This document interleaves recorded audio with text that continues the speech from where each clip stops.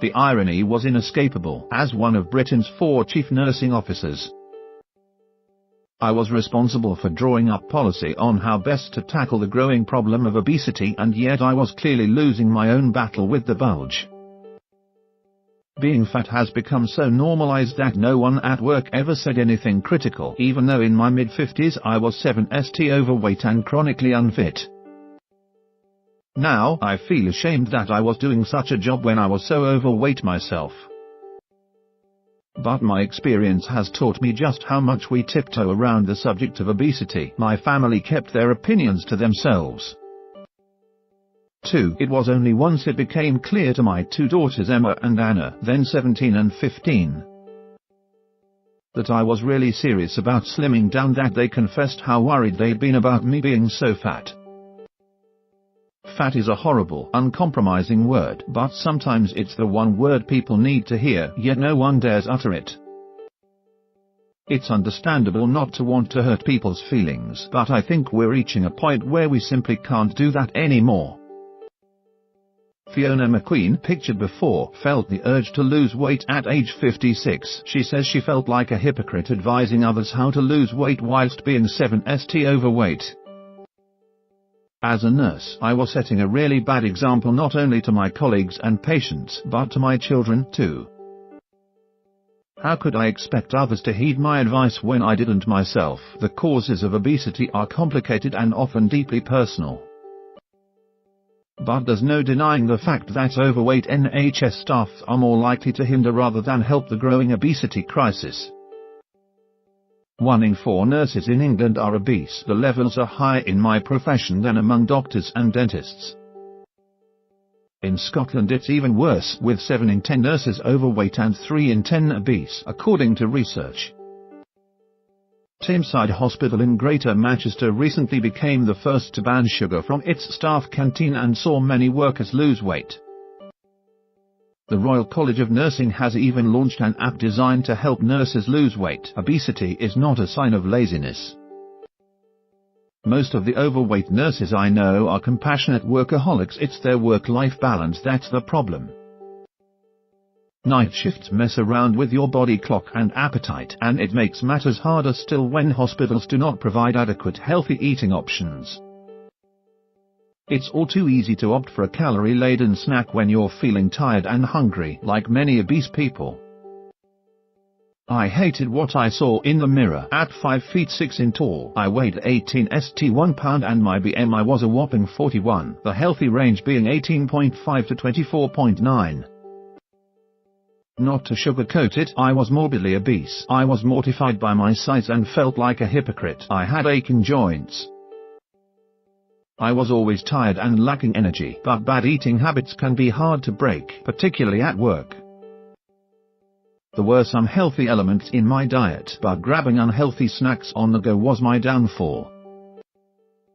Fiona McQueen, pictured after, recalls being heavier than all of her friends throughout her childhood years and says she gained further weight after becoming a mother. I'd be up at 4.45 am and starve a day with buttered toast or cereal by the time I got to work in Edinburgh. As Scotland's chief nursing officer, I'd be hungry again and eat a sugary treat like a scone. Lunch would be something portable at my desk or on the way to a meeting, usually a sandwich and crisps. And by 4 p.m. I'd be starving again after hours on my feet and eat more crisps or share tea and biscuits in the staff dining room. At meetings, I'd take cake and biscuits when they were offered to stave off hunger pangs until dinner, a pizza or ready meal. Often I'd finish a long day with a treat of cake. I yo-yo dieted over the years, losing 5 st on 2 occasions, only to pile it all back on. What I never did was tackle my relationship with food, so I was bound to fail. It wasn't until October 2016 that something clicked. I looked at myself and said, "You're fat." Fiona, fat, it was the truth and I needed to hear it. Aged 56, it struck me I would die early if I didn't do something. Through work I was all too aware that obesity is linked to strokes, heart attacks, cancer, early onset dementia and diabetes. This time I was strict. I decided no fads, no promising myself I'd start tomorrow.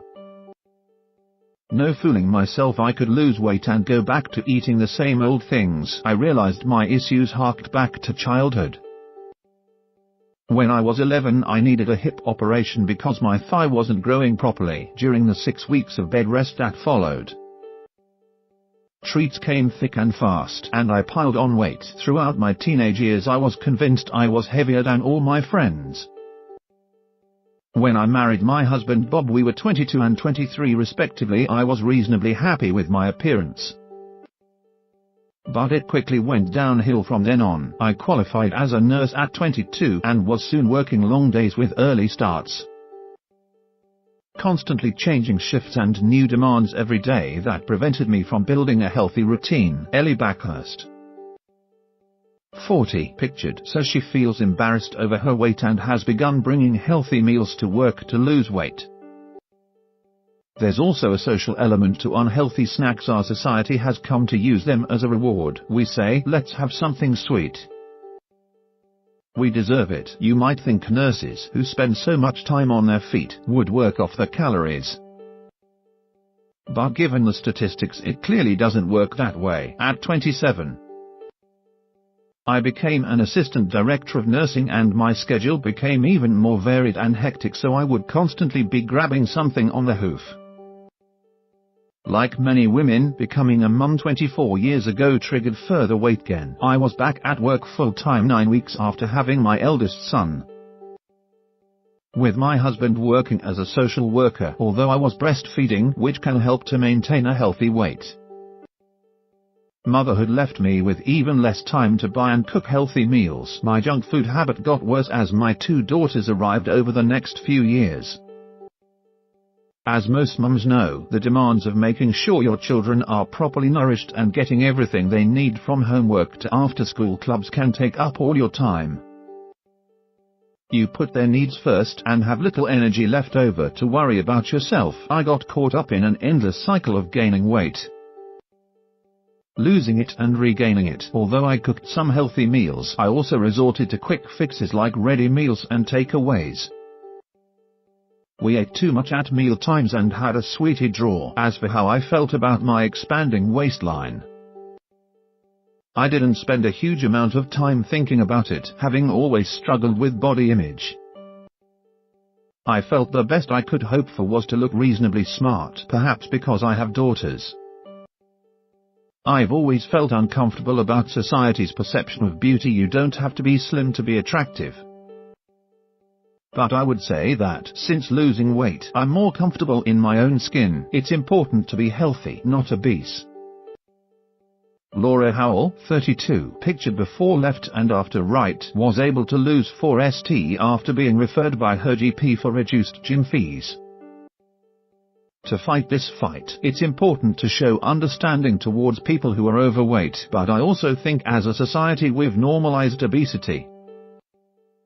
It was as plain as the nose on anyone's face that I was obese, but for the most part no one said anything. Once, when I'd lost some weight, a colleague and friend did say, "I'm so pleased you were beginning to waddle." She struggles with her weight too, and it was said supportively, so we had a good laugh about it. Now I feel it's crucial to be a good role model.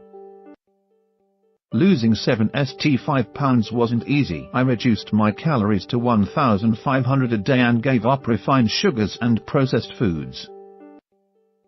These days I eat porridge and fruit for breakfast, homemade soup for lunch, and cook healthy chilies or curries for the evening. I make them ahead and freeze them in batches. I'm not a good cook, but I have learned to pay attention to the quality of food. Getting active was also important, and I now walk everywhere.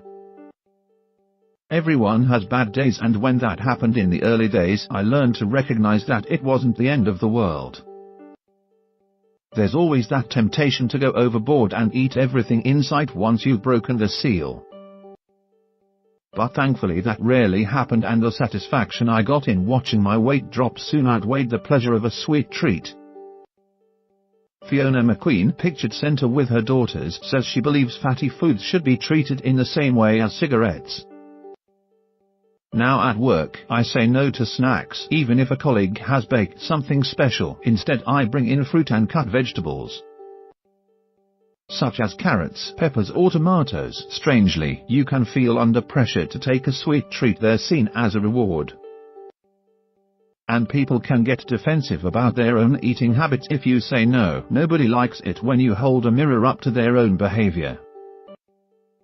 But I believe we must treat fatty foods in the same way as cigarettes. We would never say that anyone, particularly a child, deserves a cigarette, yet we reward ourselves and our children with unhealthy treats and junk food these days. No food is banned in our house. I'm happy to buy biscuits or cakes if the kids want some, but I'll buy one packet while I'm out walking, instead of keeping a stash in the house, and when it's gone, it's gone. I now weigh 10 pounds, a healthy weight for my height. But the impact of what I've done only really hit home when I was sitting talking to my daughters one day about how much better I felt. They both looked at each other before saying in unison, "We're so relieved, Mum." Fiona McQueen, pictured before her weight loss with her daughter and husband, says she feels more confident at work since losing weight. It was only then that they told me how worried they'd been about my weight, and I felt so bad that I'd piled all this anxiety on their young shoulders. Now I want to shout from the rooftops how wonderful it feels to no longer be imprisoned in an obese body.